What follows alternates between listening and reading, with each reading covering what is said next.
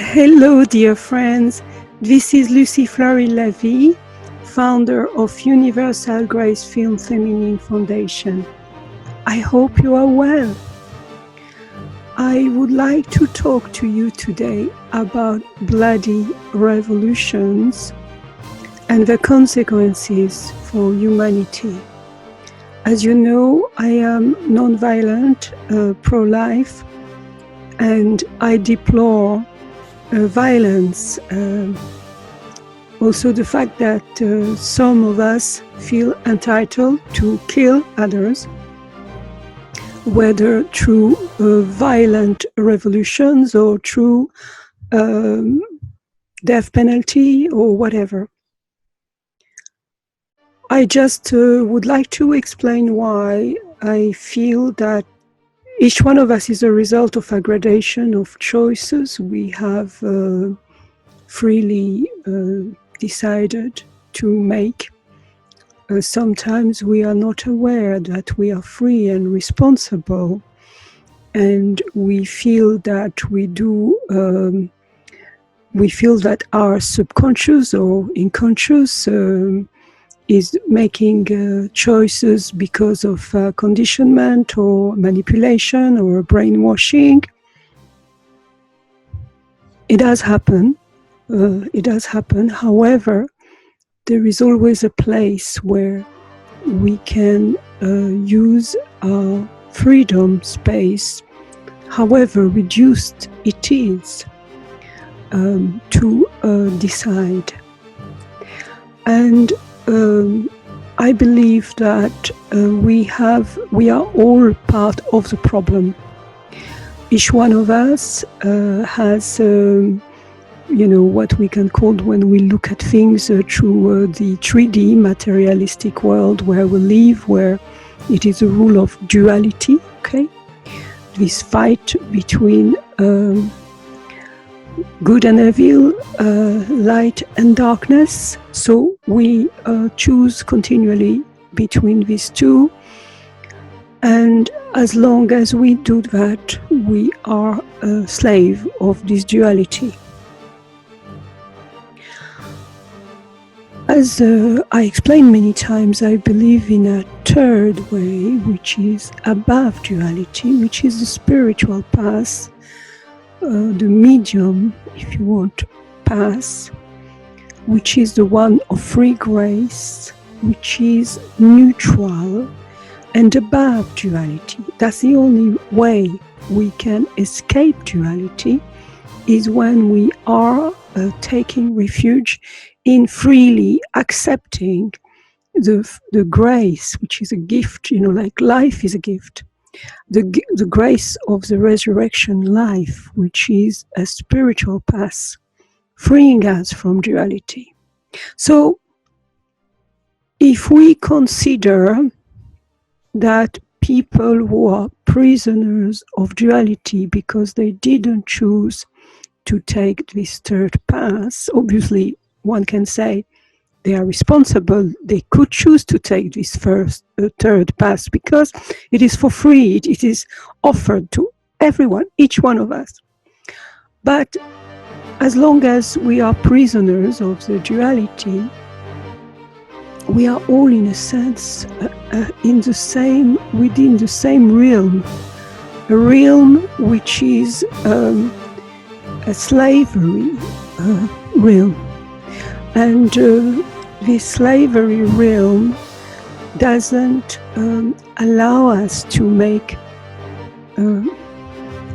which is the slavery realm, where we are bound to shadows, confusing shadows with light. So all the people who are shut into this shadow world are basically all prisoners, because they are prisoners of each other. They are prisoners of the lie, of the falsity. Then, when we take the highest road, we need to have compassion and understand that those who seem to be the good and the victims, and those who seem to be the bad and the tyrants, the oppressors, are all prisoners from the same false reality. And they all need help, they all need compassion, they all need to be saved from this falsity, this lie where they live. Killing some of them, whether because we don't like victims, some people are very, how can I say, they try to justify their oppression by putting the blame on victims, which is really, I would say, outrageous, but a lot of people do that. Unfortunately, they rationalize their crime. So if you don't like victims, you can rationalize, justify why they deserve to be killed, okay? And if obviously you don't like tyrants, not many like, there's not very, this type of character are not very much liked, then you have a lot of reasons why you should eliminate them. However, you never eliminate the problem, because part of the problem is precisely violence, all these crimes, part of the problem, that is part of the problem, is the darkness. To live at this lower self level, at this ego level, to be manipulated, by your pulsion, your materialistic ambitions, etc. So you are not part of the solution. You can't pretend to do that, to free people, because you are enslaving people further from both sides. You descend, you go down to their level, and you go back in the cave, like Platon said, you go back in the cave and you fight for the same shadows. No. So you want to take the higher road. And the higher road is about universal love, unconditional universal love, benevolent loving kindness, where you will bring the true light, to people. That's what your mission is, not to kill them. There is no violent revolution which succeeded. If you look at history, you will see that we can see now, because there is a certain freedom, unfortunately, maybe only temporary on the internet. As some said, that the new trend is a censorship. You can see that when you go out of the mainstream academic history or mainstream media, serious research are done to show us that basically the same people are still in power, for a start. And we can see, even if we don't do serious research, it doesn't take, a lot of intelligence to realize there's still same gap between the very poor and the very rich, for instance, okay?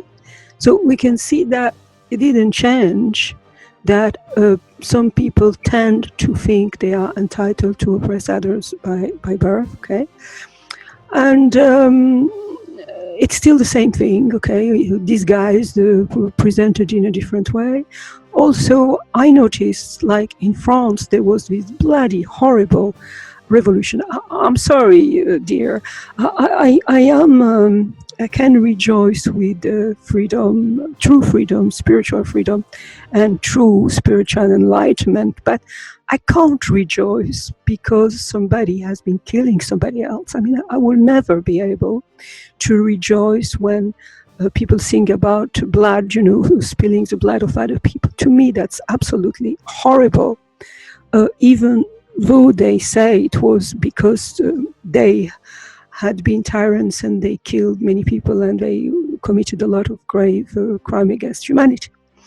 I just want to say, as I explained earlier, it's only going at the same level is making of you a murderer too. So if you can't just sing and praise and celebrate murder, that's something I refuse to do personally. I just feel that communism, just to finish with the French Revolution, I find that in France, people turned, to be quite aggressive, and they seem to carry on their shoulder the consequences of these crimes. and they seem to suffer, worse than others from that, because they got a special self deterioration, criticism, continual critic, and putting each other down, and being envious, and being aggressive with each other, which is not, which is a kind, to me, as consequence that when you have blood on your hands. We went with my beloved husband in a certain area in France, where I will not say the name because I don't want to hurt anyone, but where they tend to kill bulls, like in this kind of little game. They do that as a nice event, like a nice, that's a showtime, we were going to go with our families to see a bull getting killed. I mean, you know what I mean, how as a vegetarian I find that absolutely atrocious. But we were just passing by that place just for 1 or 2 days, and people were so aggressive there, so aggressive. They were so aggressive, and we said, what is happening here? We comparing to another area in France where people were kind and polite, they tend to be very aggressive. And we realized, we spoke about it, and I said, yeah, well, when I prayed, that's because they killed the bulls. There is blood all around.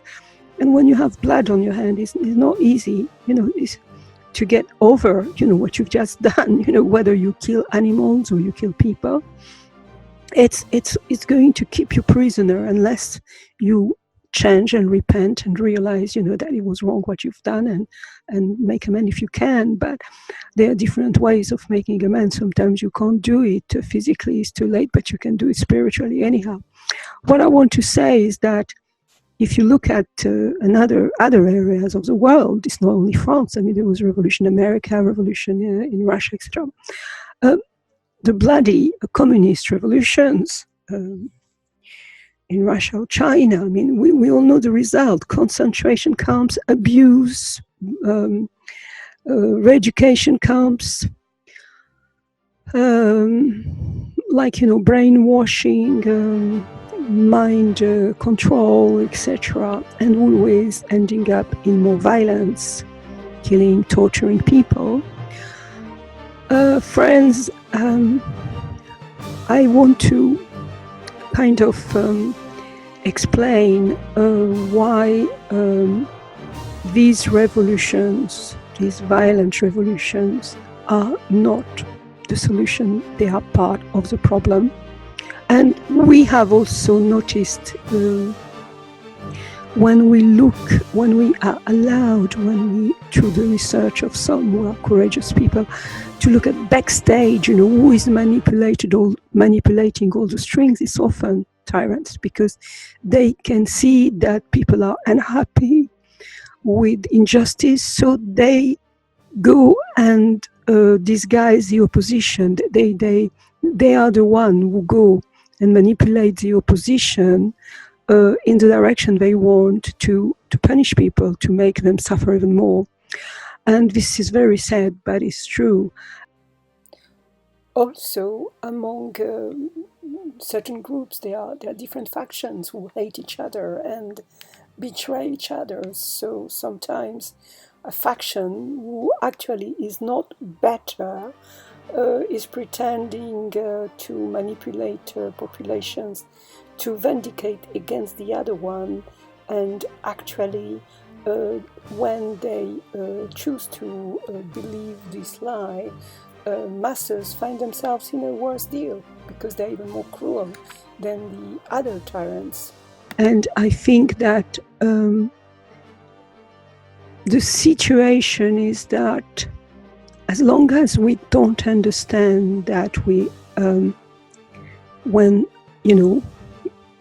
we stay at the level of this 3D materialistic world and the ego, the lower self, we are all, in a sense, prisoner in bracket. We are not going to really start the true revolution, because the true revolution which can free us is an inner revolution for each one of us. And each one of us, friends, needs it, and each one of us can decide at any time to go out of the cave, to go out, of the prison, to the fresh air, and to be living a resurrection life with completely different motives, because it's a new life. The spiritual life starts, within universal unconditional love, obviously, because there are also some spiritual lives which are not within universal love, but still in darkness, in the spiritual darkness. Everything, in any case, comes from a spiritual realm, whether it is light or darkness or whatever. But what I want to say is that within universal love, we can learn to have compassion for everyone. This war between dark and light, we can have compassion. We can put a white flag and say we are not in this war. Even we're not even part of the war between dark and light. Evil and good. We are out. We are through grace. We're not under. If you want, the Bible, Paul explains very well that when we are under a law, we are obviously under this battle of duality. But when we are under grace, spiritually, through the resurrection, we are out. We are dead to that, in a sense, and we are born again to true universal love, to the essence of universal love, which is about compassion and love for everyone. So we just want to send a life jacket. We want to send to each one, whether they are seen as tyrants, oppressors, or their victims. They are all now people we need to love and have compassion for. They all need our help, because obviously through their actions they prove that they are prisoners. Okay. That's a real revolution, and ourselves, we need to keep on growing in the resurrection life through universal and unconditional love, because we need to continually keep feeding this new nature in us and ignore the old one, the damaged one. I don't agree that we are deeply bad people, or some call sinners because we are bad people. It's not my interpretation. I believe we are all wonderful people, created at the image of Source Divine, who can only be good because it's universal love essence. It's a spiritual being. It's not visible with the eyes. It's an essence, okay, of goodness. And so we are all created at this inner image of this essence of unconditional universal love.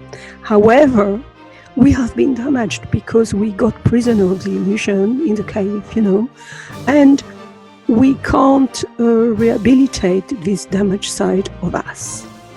We can only basically be compassionate to it, know that we have this shadow being in us, who needs love, who need compassion, and we can just feed the new side of us, the spiritual one, through universal love, and ignore the shadow side, which is damaged, and be compassionate. We know it's there, we know it's here, but we don't need to feed that side.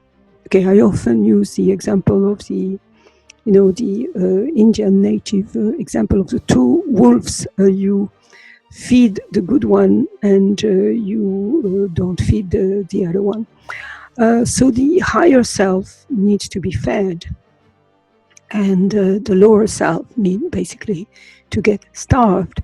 But we need to have compassion, not to be blaming ourselves. I know it's very difficult to do, because I tend to blame myself a lot, because I want to remain responsible, and I want to live in integrity, and I tend to screen everything I think I do, and after slam myself. And I think somebody like Louise Hay helped us all, because she really was spot on when she said we need to start to love ourselves. Yes, we need to stop being a bully with ourselves, because it starts here. I mean, if you can't love yourself, really, you're very, very hard on yourself, then you will be hard on everybody else. And unfortunately, as I often say, because I was myself, knowing what it is to be born in a family where you are envied, you are envied by people who think, oh yeah, you got this, you got that, I don't have that, I don't have this.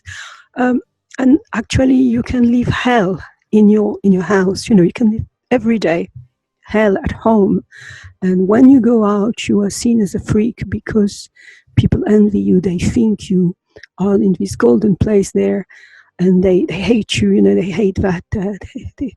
So, you would love to exchange your place with any of them who has a balanced family and receive lots of love instead of getting abused every day. But you can't say anything because obviously in a certain background, you ought not to say anything. Okay, you can't go and in any case, personally, I would not advise anyone to go in reality shows and wash your dirty laundry in public, because that's only going to aggravate everything.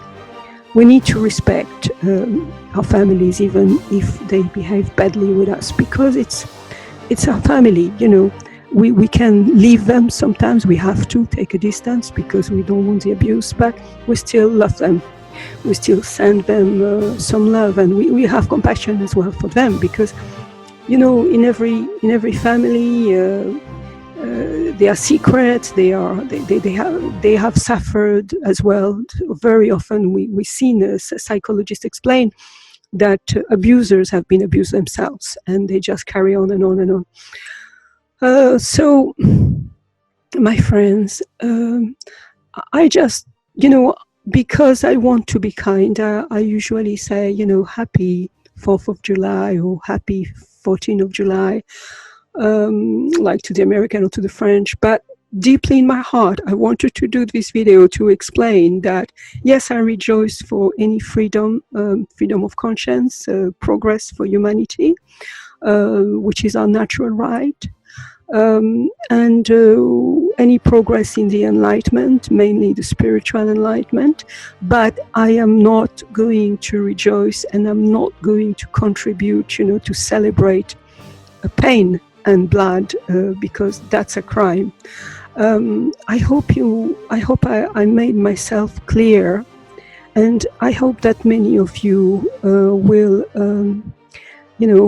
choose, if it's not already done, the third way, which is a real inner revolution. And we can send together lots of love to all, whether they are seen as a tyrant or the victim. We love them all. And we want to stretch our hands to each one who wants to get out, as we did, get out of the cave, to come to the real spiritual freedom within universal love. And that's why I organize this conference to define universal love, because I want you to help all of you to reflect about that, because it's very, very important. I think that a declaration of universal love, which would be parallel on the spiritual realm to the Declaration of Human Rights on the, if you want, political realm, would be very, very important as a reference between everyone, because to protect freedom of conscience, whether you are atheist, spiritual, agnostic, or religious, if we agree that this is universal love, then we have that as a spiritual reference between us. And obviously, I'm sure that wars, precisely crimes, violent revolution, will be excluded, and that we will look for other spiritual keys, spiritual solution to sort out our conflicts. Anyhow, dear friends, thank you very much for listening. I don't want to make it too long, and much love to all.